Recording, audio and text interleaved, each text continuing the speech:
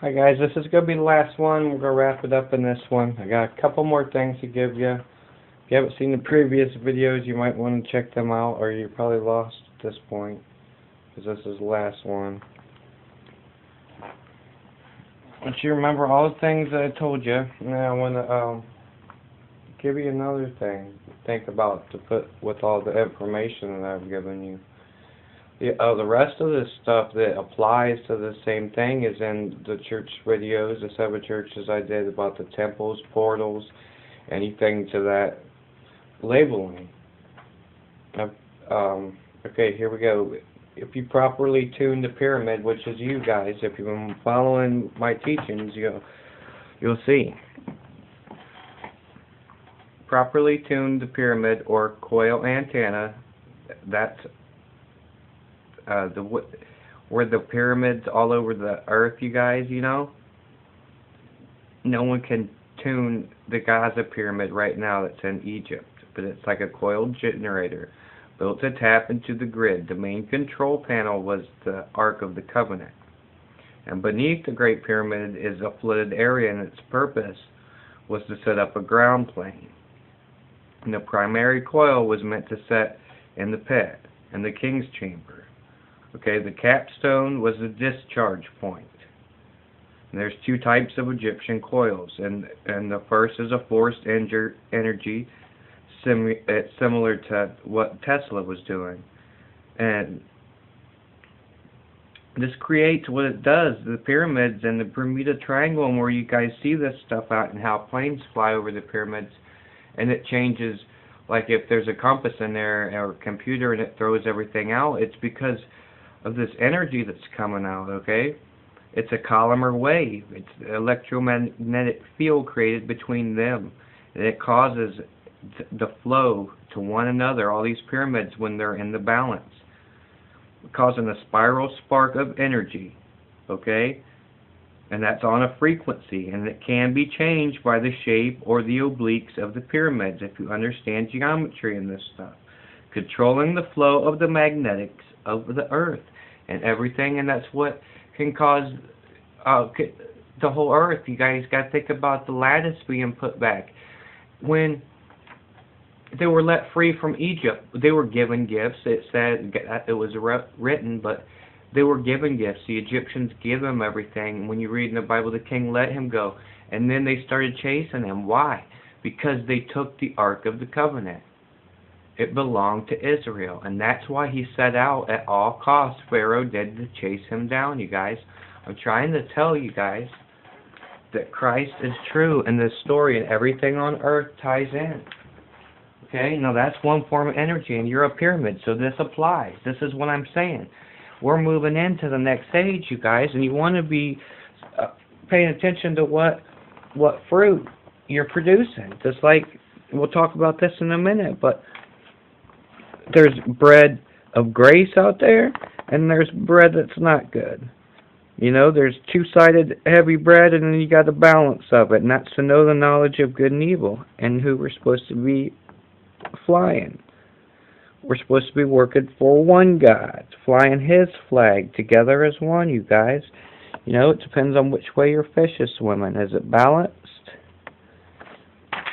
There's a bunch of different ways to look at it. Look at this. What is that? Look, that's a chemical compound. Look what shape that makes. Wow. Dopamine. What's dopamine? Well, dopamine is the functions of your neurotransmitters, a chemical released by nerve cells to send signals to other nerve cells. The human brain uses 5 known types of dopamine receptors: D1, D2, D3, D4, D5. Dopamine is produced by many areas of the brain. And that's why you'll find out that people like drugs, and that's why you'll find out that people like sex and different things like that. And even foods, like the receptors are set off by different things, and that all plays into our, we all like these things, but that all plays into your spinal cord sending messages. And what I mean by like these things, They all affect us, would affect us in the same way. Just like a lot of people don't think of what's a drug, you know, and it's kind of on the concept of anything that's abused, and anything that's overdone is abuse. So in that way, look, sugar can be used as a drug, caffeine can be used as a drug, food can become a drug. Just like if you guys look at rehabs, and people think, oh, that's someone that's on drugs or alcohol or something like that. And then there's treatment centers out there and that put everybody together. And there's people in there that's addicted to money. There's people in there that's addicted to sex.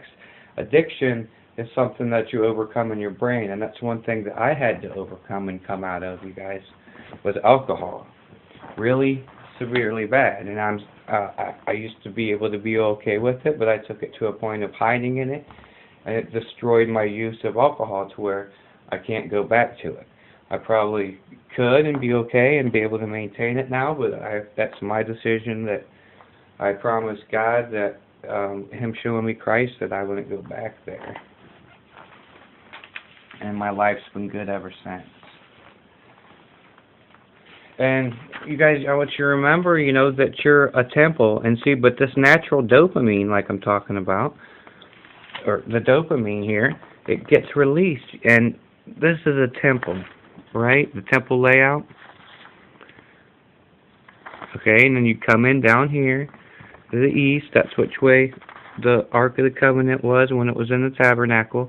And if you think that you can put this in your body, and this is also the golden triangle, this is also the ratio, the same golden proportion that I've talked about in my other videos that we find all over. And they would come in, and this is where you would offer burnt offerings. This is like recognizing, and see, the priest would wash here before he entered the inner chamber, because this is where the poles would be set up. And they'd come inside here, this court, and then they'd do the thing like I talked about, and then they walk up to the door, okay? And as you enter the temple, to the right would be the table of shewbread, and that's the bread of Christ, but it would be whatever doctrine you're eating. Okay, see how you can apply this to all things in life. It's not just for people in the Bible. That's what I'm telling you. All occult groups, or at least the highest ones, they use a King James Bible, because they take the Bible and it can be put in all different forms, and when they manipulate it too. But I'm just telling you guys, there's knowledge in there. That's the most powerful book that's out there. And if you want to do a search, check out what the #1 selling book is, and always is. It's the Bible. The most sold book every year. So somebody's buying them, guys, and then they tell you that there's only like a small percentage of Christians. You look at who owns everything, you'll see what they want you to be having is what they give you, what they want you to be told. And we got the golden candlestick to the left, okay? So it's what we're intaking, and then that's the light of the world, what we're doing in the world, kind of that balance. Bring that up to the altar of incense. That's everything together going up to God. And this can be explained in a lot of different ways, but then you come into the Holy of Holies, okay? And this is where you get intimately in touch with yourself. And that's where you would get intimately in touch with God. And this is how you would operate spirits, and we could place that over top of it. And how to conduct your temple, okay? And it's in time you want to be feeling for the Lord, and so you stay with the good fruit, because it talks about this in time, that the fruit, there's people that become so like the overripe figs, and they fall off the tree because of their knowledge. They fall like Satan, and that's why we need to nest, and nest is that rest in Christ, that feeling, and you don't have to work and achieve and do anything to get Him, but just tell God you love Him and that you know that He came, because the branch is going to fall off and it's going to get thrown in the fire and tried at the end, just like the Lord told us. Okay? So remember everything I've told you guys, and I pray for every one of you guys, and I thank you for watching the videos, and you guys do help me to keep going, and to know there's people out there that do care. Like I said, I love all you guys. Thank you. Bye.